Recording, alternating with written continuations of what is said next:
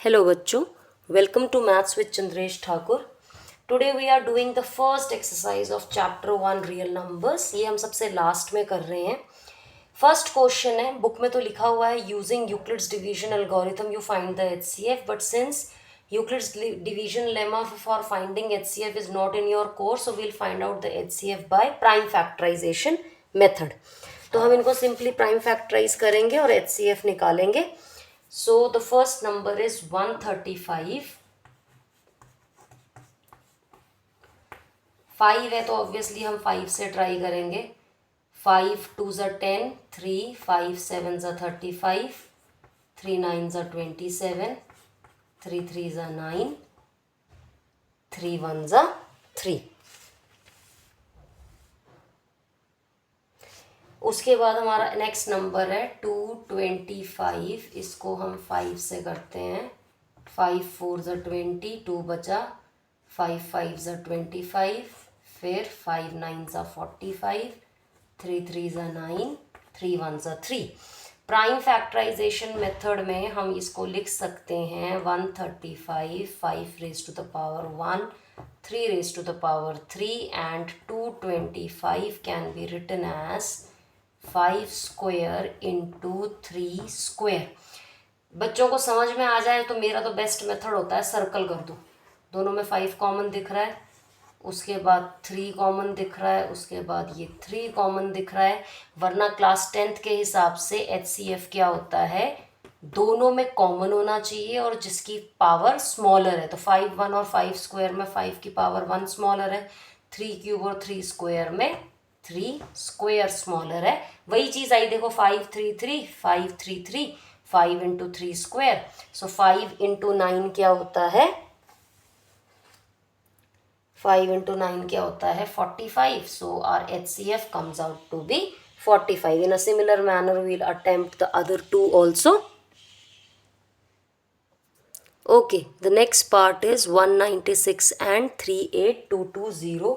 तो पहले हम 196 को फैक्टराइज करते हैं.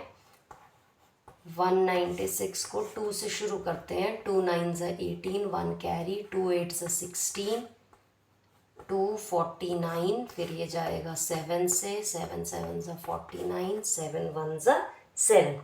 नेक्स्ट नंबर है हमारा 38220. इसको हम फैक्टराइज करते हैं 2 से. 2 1 ज़ा 2, 1 कैरी. 2 9 ज़ा 18, 1 1 0. अगेन 2 से करते हैं. 2 9 ज़ा 18, 1 कैरी. 2 5 ज़ा 10, 1 कैरी. 2 5 ज़ा 10, 1 कैरी. 2 5 ज़ा 10. अब लास्ट में 5 है तो हम 5 से डिवाइड कर सकते हैं. 5 1 ज़ा 5, 4 बचेगा. 5 9 ज़ा 45, 1 1. अब 1 + 9 10, 10 + 11 12. क्योंकि सम ऑफ डिजिट्स 12 बन रहा है which is a multiple of 3, so I can divide by 3. 3 6 ज़ा 18, 1 कैरी. 3 3 ज़ा 9, यहाँ पे 2 कैरी था. 3 7 ज़ा 21. अब ये किस नंबर से जाएगा, 637 है. 63 7 के टेबल में आता है, 7 भी आता है, तो हम 7 से ट्राई कर सकते हैं. 7 9 ज़ा 63, 7 1 ज़ा 7. अगेन ये 7 से जा सकता है. 7 इंटू 13 91 होता है. So this is the prime factorisation that we have done. और वो हम सिंपल सर्कल वाला मेथड यूज़ करते हैं. ये 2 सर्कल, ये 2 सर्कल, ये 2 कॉमन, ये 2 कॉमन, उसके बाद ये 7 कॉमन, ये 7 कॉमन, ये 7 कॉमन, ये 7 कॉमन. तो आपने एक बात नोटिस करी, 196 के तो सारे ही फैक्टर्स कॉमन आ रहे हैं. तो इसका मतलब HCF क्या हुआ, ये सबको मल्टीप्लाई करके 196 ही तो मिलेगा. 2 into 2 into 7 into 7, that means HCF comes out to be 196. तो जब भी दो नंबर हों, आपने देखा 196 इसका फैक्टर है, तो जब भी 196 कोई भी नंबर अगर दूसरे नंबर का फैक्टर होगा तो उसका HCF क्या आएगा, 196 ही आएगा. इसको मैं एक एग्जाम्पल से आपको एक्सप्लेन करने की कोशिश करती हूँ. Okay, so I am just taking the examples. For example 2 and 5. अब मुझे इसमें पता है कि 2 is a factor of 10. Next वाले में I can say 24 is a multiple of 6. कैसे भी बोल सकते हैं, या तो 10 इज़ अ मल्टीपल ऑफ 2, या 2 is a factor of 10, 24 is a multiple of 6, और 6 इज़ अ फैक्टर ऑफ 24. अब इसमें देखते हैं क्या होगा. 2 को हम क्या लिख सकते हैं 2 इंटू 1, 10 को हम क्या लिख सकते हैं 2 इंटू 5 इंटू 1। तो यहाँ पे हमारा HCF क्या आया 2। इसमें देख लेते हैं 6 को क्या लिख सकते हैं 2 इंटू 3, 24 को क्या लिख सकते हैं 2 इंटू 3, 6 इंटू 4 होता है ना, 6 ये लिख दिया 2 into 2, 2 common 2 common 3 common 3 common, तो क्या आया HCF 6 आया। इन दो एग्जाम्पल से क्या पता चल रहा है कि अगर ये जो दो नंबर है और एक नंबर उसका फैक्टर है तो जो छोटा वाला नंबर होता है वो हमेशा HCF आता है। या फिर जैसे 4 है, 4 और 12 है, तो 12 इसका मल्टीपल है ना, तो इस केस में भी हमारा HCF 4 ही आएगा। कभी भी अगर वो नंबर्स एक दूसरे के फैक्टर्स या मल्टीपल्स हैं तो जो छोटा वाला नंबर है वो हमेशा HCF आता है। बिना कैलकुलेशन करे भी आप आंसर लिख सकते हैं। Now let us proceed to the third part. Okay, so the third part contains 867 and 255. So the first number is 867. इसको हम प्राइम फैक्टराइज करेंगे। अच्छा, 8 प्लस 6 14, 14 प्लस 7 21, 21 3 का मल्टीपल है तो आई थिंक ये 3 से चला जाएगा। 3 2 ज़ा 6, 2 बचा, 3 8 ज़ा 24, 2 बचा, 3 9 ज़ा 27। अब 289 कुछ देखा देखा सा लग रहा है, मुझे पता है ये 17 का स्क्वायर होता है, दैट मीन 17 इंटू 17 289, 17 1 ज़ा 17, ये इसकी प्राइम फैक्टराइजेशन हो गई।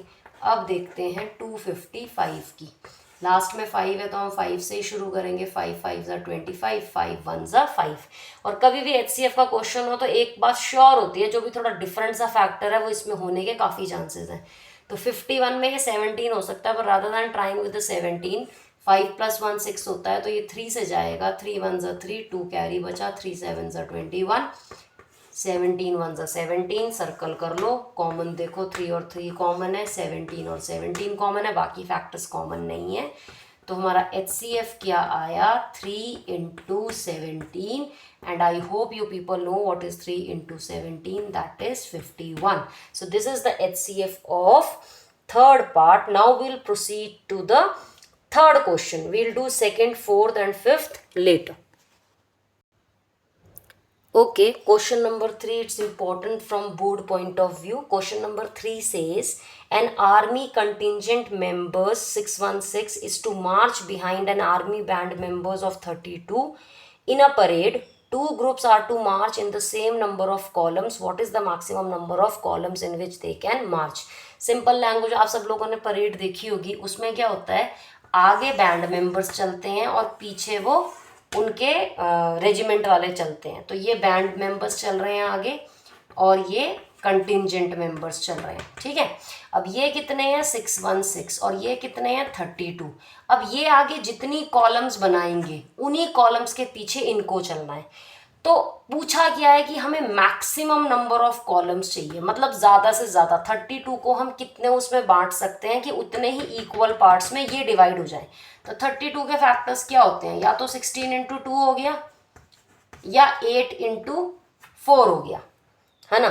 16 इंटू 2, अब अगर मैं 16 बांट दूँ तो ये भी तो बटने चाहिए 16 में, और अगर मैं 8 बांट दूँ तो ये भी बटने चाहिए। तो इसका मैथमेटिकल, इनके हमें दोनों के फैक्टर्स देखने पड़ेंगे। तो इसमें हमारा मैक्सिमम, आप इसको 616 को भी डिवाइड करके देखोगे तो आपको लग जाएगा पता। इसमें हम क्या निकालेंगे, जब भी ये खासकर मैक्सिमम वर्ड यूज़ किया होता है तो maximum number of columns in which they can march, इसका आप लिख लेना स्टेटमेंट्स अपने आप। जो मेन लाइन है वो कैसे लिखेंगे, maximum number of columns, maximum number of columns same होनी चाहिए, ये नहीं कि अलग अलग columns. Maximum number of columns in which they can march. अब मैक्सिमम कॉलम्स दोनों का वो कॉमन फैक्टर, पर वो मैक्सिमम होना चाहिए, तो वो कैसे निकलेगा, HCF of 616 and 32। HCF of 616 and 32 हम प्राइम फैक्टराइजेशन से निकालते हैं। 2 16 2 8 2 4 2 2 2 1। अब 616 को देख लेते हैं।